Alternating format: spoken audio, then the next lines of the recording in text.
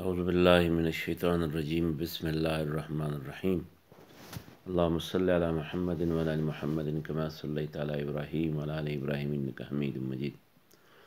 محترم دی سورجی منگا پدی منز د درس په سلسله کې د منز د پاره ضروری چې کوم منګ ارکان ورته وایو یا شرایط ورته وایو یا فرایض د منز ورته وایو هغه مو لوستل.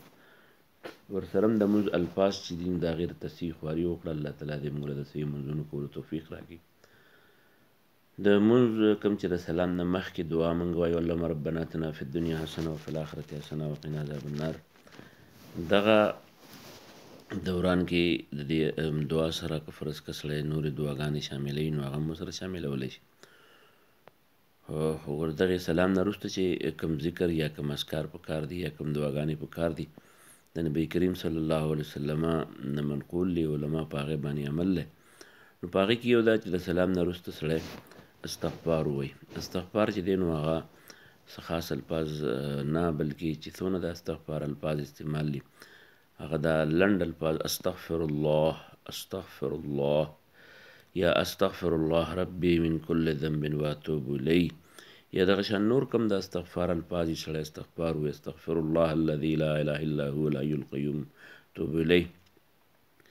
دو ځل استغفار و درې ځل استغفر ثلاثا.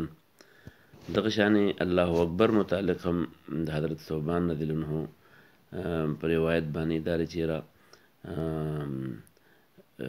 كنت عارف انقضاء صلاة النبي بالتكبير صلى الله عليه وسلم.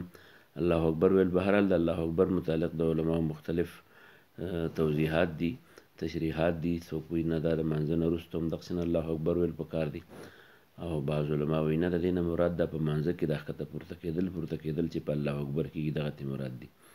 بهرحال چې کوم خلک وایي نو عادي وایي، چې کوم نه وایي نو هغې په دغې بنیاد باندې که نه وایي نو خیر دی.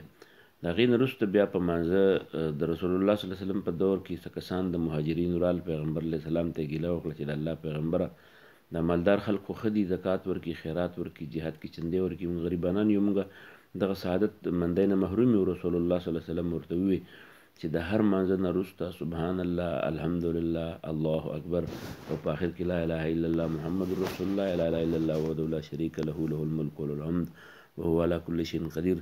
دا وایه نو دا به تاسو د هغې مالدارو د هغې زکات خیرات صدقو ثوابونو ته به م رسئ. درې ځل سبحان الله، درې ځل الحمدلله، درې ځل الله اکبر. هغې په هغې باندې چې عمل شروع کړو نو د صحابه عمل خو دا و چې نورو خلکو ته به یې خبر رسوله. نو چې نور خلک خبر شو نو هغې مالدارو هم هغه کارونه کول. هغې خلکو بیا تپوس وکړو چې د الله پیغمبر هغې خو هم دا کار کوي. نو پیغمبر علیه السلام یې چې الله تعالی په چا فضل وکړي د مالي صدقې سره د ذکر فکر د صدقې توفیق ورته میلاو شي نو دا خو زه نشم منع کولی. دا خو ذلک فضل الله یؤتیه من یشاء. نو په دې وجه د هر فرض مانځه نه وروسته درې ځل سبحان الله، درې ځل الحمدلله، درې ځل الله اکبر ویل چې دي نو دا بل ذکر مسنون ذکر شو.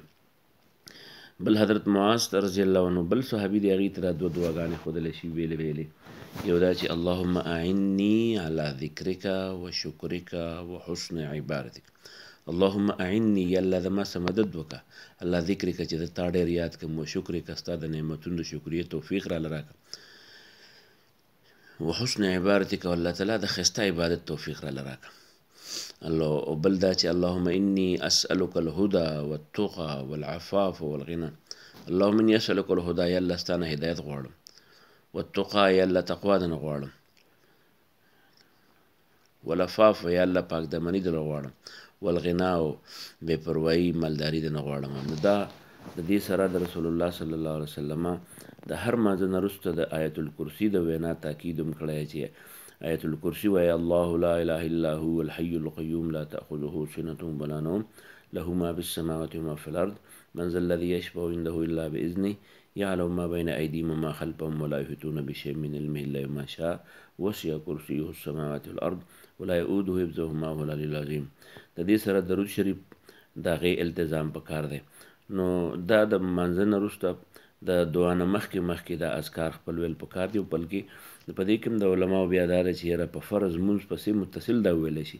زمونږ خلک چې سلام وګرځوي نو فوراً پاسي او ځان له خپل سنت کوي. نو د فرض مانځه چې سلام وګرځي نو د هغې نه وروسته د اذکار ویل پکار دي. الله اکبر ویل، درې ځله استغفار ویل، دغه شان آیت الکرسی ویل، دغه شان درې ځل سبحان الله، درې ځل الحمدلله، درې ځل الله اکبر.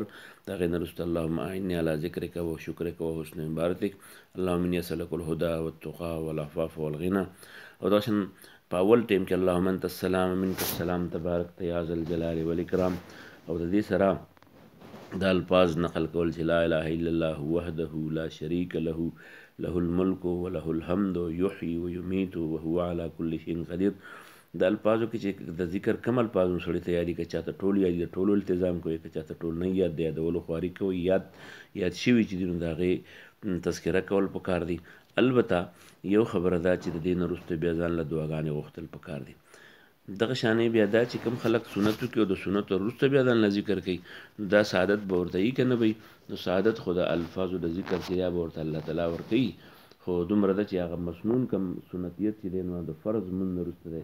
لهذا د فرض مونځ نه وروسته د مولا د اللهم انت السلام ویلو سره فوراً پاسې ما او بعدې خو د مولوي صاحب دعا ته ماړول صبر نه کوي، سره سلام کرته دو سره پاسي.